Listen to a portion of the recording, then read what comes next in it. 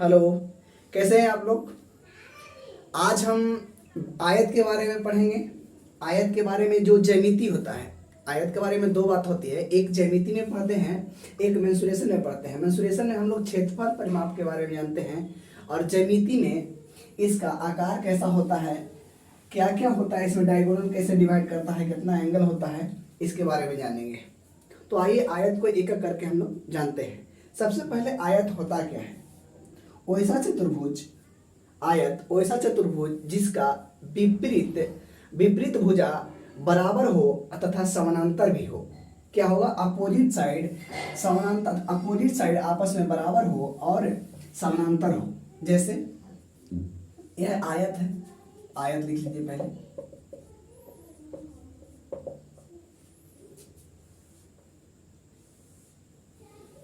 थोड़ा अच्छा पालिए। विपरीत सतह आपस में बराबर हो और समानांतर हो। समानांतर का मतलब है कि दोनों समान दूरी पर हो, ठीक है। विपरीत सतह का मतलब कि एक इस साइड एक उस साइड, ठीक है। इसका विपरीत ई है, इसका विपरीत ई हो गया। दूसरा बात जानिए, इसका सभी कोण जो होता है वो 90 डिग्री 90 डिग्री होता है, 90 डिग्री होता है। अब एक बात और जानिए, आयत में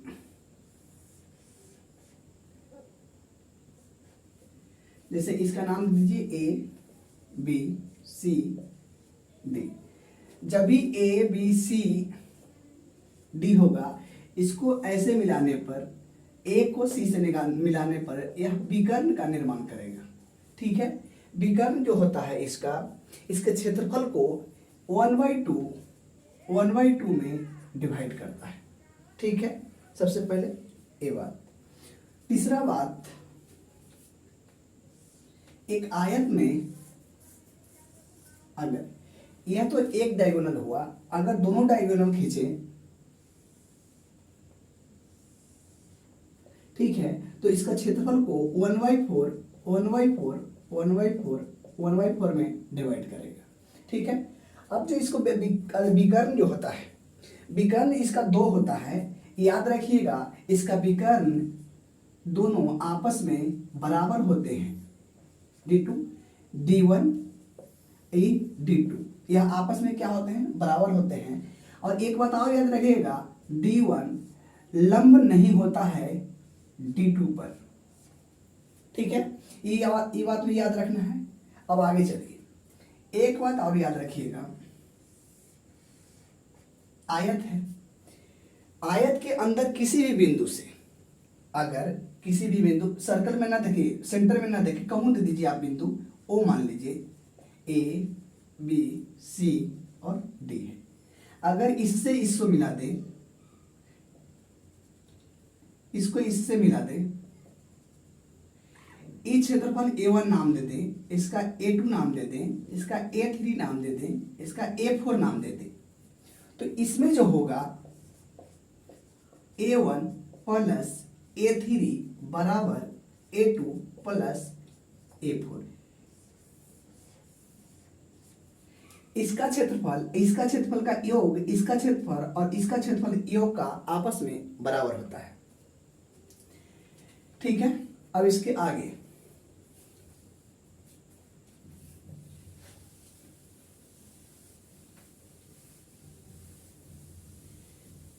आयत में जो विकर्ण होता है, आयत में यह जो विकर्ण होता है, जहां पर डिवाइड करता है, यह समान रूप से विभाजित करता है। यह क्या करता है? डायगोनल एक दूसरे को प्रतिच्छेद करता है, वहां पर ही समान रूप से विभाजित करता है। आगे यह जब डायगोनल होगा, ये नहीं, ये बात नहीं, आगे जैसे कि कोई भी इसका मध्य बिंदु है, आयत के मध्य बिंदु से मिलकर बनने वाली आकृति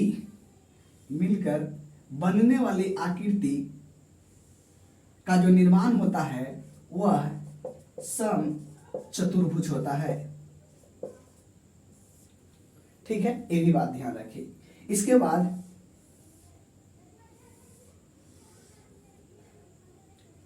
इसके एक मध्यबिंदु और इसके एक मध्यबिंदु कुछ ऐसा मिला दें इस प्रकार, और एक विकर्ण ऐसे कर दें। ठीक है, तो ई जो होगा आपस में, तीनों आपस में बराबर बराबर बटेगा। ठीक है, उसके बाद अच्छा एक वो आओ, उसमें जो क्षेत्रफल वाला बताए थे उसमें एक बात आओ ध्यान रखिए, जैसे बीच में कोई भी बिंदु हो, कहीं वो ओ है, जैसे कि ए बी सी डी नाम दें, यहां से यहां तक मिलाने में ऐसे,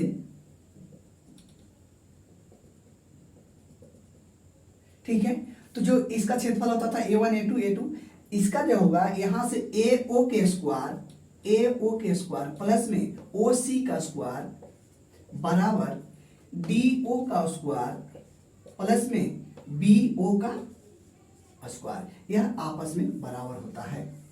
ये भी याद रखना है, जहां क्षेत्रफल बराबर वही लिख लेना चाहिए था। ठीक है, याद रखिए। अब आगे देखिए,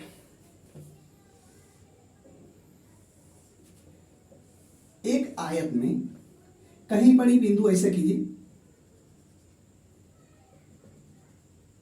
ऐसे यहां से लेके यहां तक,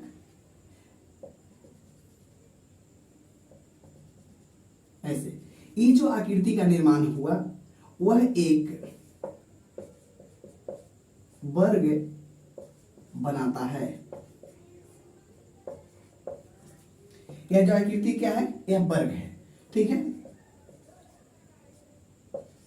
ठीक, आगे इसके बाद और क्या क्या है, एक बात और देखिएगा, बीच में जो होता है जब वर्ग विकर्ण काटता है एक दूसरे को, हम पहले ही बता दिए हैं कि यह लंब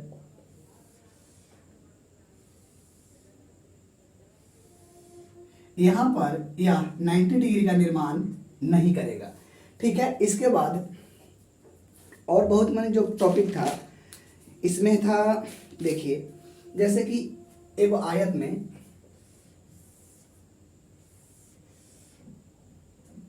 A B C D, एक भुजा एक कोना से लेके कहीं से भी कहीं भी रहेगा, एक कोना को मिला दिया जाए तो इसका जो क्षेत्रफल होगा, आयत का क्षेत्रफल का, आयत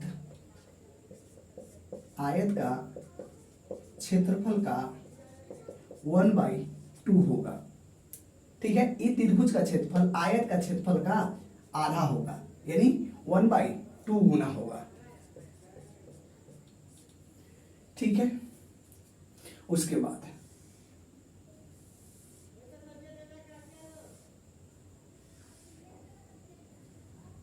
एक आयत में अगर A B C D, ठीक है, अगर कहे कि वृत्त रख दे इसमें, हालांकि मेंसुरेशन भी ये चीज है, जब वृत्त रखा जाए, बड़ा से बड़ा वृत्त रखा जाए,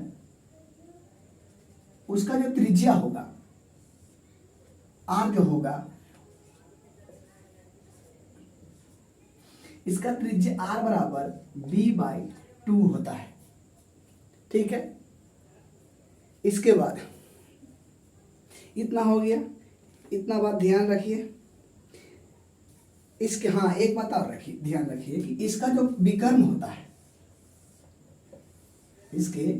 इसको जो विकर्ण होता है यह समानांतर है। अब हम जानते हैं कि दो समानांतर रेखा किसी तिर्यक रेखा अगर प्रतिच्छेद करेगा तो आपस में यह जो होता है, इसको क्या कहते हैं, यह x है तो इधर जो बनेगा y बनेगा, इधर x बनेगा, इधर y। कहने का अर्थ है कि इसका विकर्ण जो होता है वह समद्विभाजक नहीं होता है। ठीक है, समान अनुपात में विभाजित नहीं करता है। ठीक है, ये तिरछी कोण है, मतलब कि ई वाला कोण, ठीक है, और ई वाला कोण आपस में बराबर। दो समांतर रेखा को एक तिर्यक रेखा काटती है तो उसके द्वारा देख रहे थे क्या करें, दो पैरेलल लाइन को एक तिर्यक रेखा प्रतिच्छेद करेगा तो इसका जो होगा यह एकांतर कोण आपस में बराबर होगा, एकांतर कोण बराबर होगा। तो यह x होगा तो यहाँ भी x होगा, ई भी y होगा तो ई y होगा। सिंपल सी बात समझिए, किसी भी आयत का डायगोनल समद्विभाजक नहीं होता है।